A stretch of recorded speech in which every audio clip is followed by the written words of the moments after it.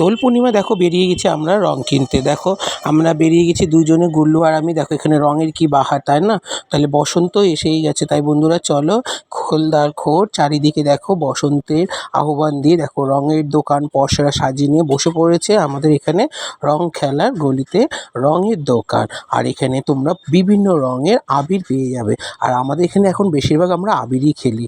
তাই দেখো এখানে আবিরের দোকান সাজিয়ে নিয়ে পিচকারি বাচ্চাদের কত কিছু এখানে নানা রকম জিনিস নিয়ে দেখো গুল্লু আর আমি চলে এসেছি আমাদের বাজারে। দেখো গুল্লুর জন্য একটা পিচকারি কিনলাম। পিচকারি কেনার পরে দেখো এখানে কি কি কিনেছি।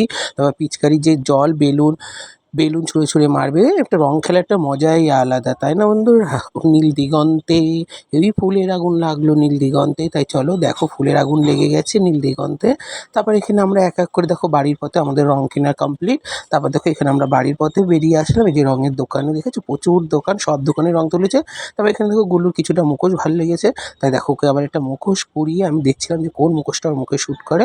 রং খেলা মুখোশ পরে, যদি মুখোশ পরে রং খেলতে তাহলে সেই রং খেলার মানে হলো কি, তাই না বন্ধুরা? বছরে একটা দিন আমরা সবাই।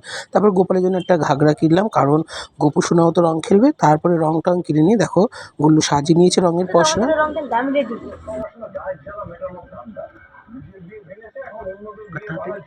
তাড়াতাড়ি চলে আসো।